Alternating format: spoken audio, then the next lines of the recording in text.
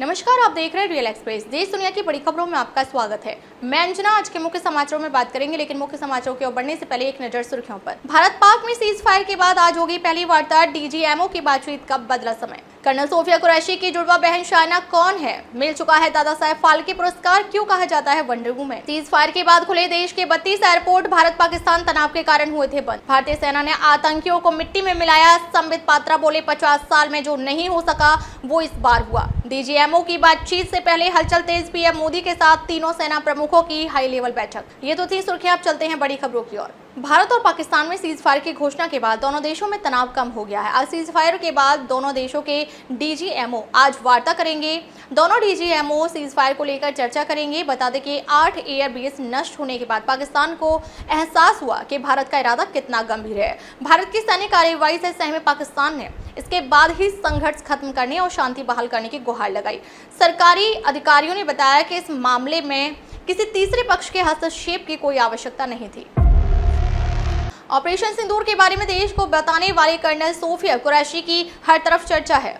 भारतीय सेना की सिग्नल कोर से जुड़ी सोफिया उन 2 महिला अधिकारियों में से एक थीं जिन्होंने 7 मई को भारत के सफल सैन्य अभियान के बारे में दुनिया को जानकारी दी थी। ऑपरेशन सिंदूर के बाद सोफिया कुरैशी का नाम सोशल मीडिया पर ट्रेंड कर रहा है और लोग उनकी बहादुरी की तारीफ कर रहे हैं। लेकिन क्या आप जानते हैं कि सोफिया कुरैशी की एक जुड़वा बहन भी है जिन्हें दादा साहेब फाल्के पुरस्कार से भी सम्मानित किया जा चुका है।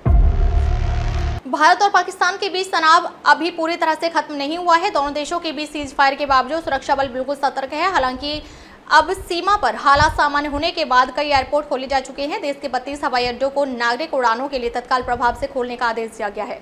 एएआई की प्रेस रिलीज के अनुसार 32 हवाई अड्डों को 15 मई 2025 की सुबह 5:29 पर बंद रखने की चेतावनी दी गई थी। हालांकि अब इन्हें तत्काल प्रभाव से खोला जा रहा है। भारत और पाकिस्तान में सीज फायर लागू हो गया है। इसके बाद भारतीय जनता पार्टी ऑपरेशन सिंदूर पर प्रेस कॉन्फ्रेंस कर रही है। भाजपा प्रवक्ता संबित पात्रा ने इस दौरान भारतीय सशस्त्र बलों को जमकर सराहा।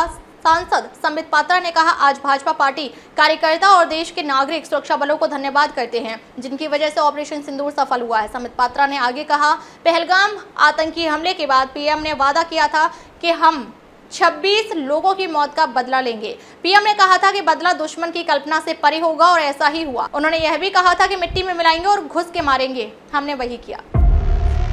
भारत पाकिस्तान में सीज फायर के ऐलान के बाद बॉर्डर पर शांति है। आज दोनों देशों के डीजीएमओ इस सीज फायर को लेकर बातचीत करेंगे। इससे बातचीत से पहले प्रधानमंत्री आवास पर एक हाई लेवल मीटिंग चल रही है जिसमें chief of defence staff general Anil Chauhan, तीनों सेनाओं के प्रमुख और कई वरिष्ठ अधिकारी शामिल हैं। सीज फायर और डीजीएमओ की बातचीत को लेकर हो रही इस बैठक में केंद्रीय रक्षा मंत्री राजनाथ सिंह और राष्ट्रीय सुरक्षा सलाहकार अजीत डोभाल भी मौजूद हैं। रक्षा मंत्री राजनाथ सिंह पीएम मोदी के आधिकारिक आवास 7 लोक कल्याण मार्ग पहुंच गए हैं। कैसे लगे समाचार कमेंट करके जरूर बताएं। वीडियो पसंद आए तो लाइक करें। देश और दुनिया की बड़ी खबर के साथ अपडेट रहने के लिए हमारे चैनल को सब्सक्राइब करें। खबरों में अब तक के लिए बस इतना ही। फिर मिलते हैं कुछ ऐसी ही बड़ी खबरों के साथ। तब तक के लिए नमस्कार और देखते रहिए रियल एक्सप्रेस।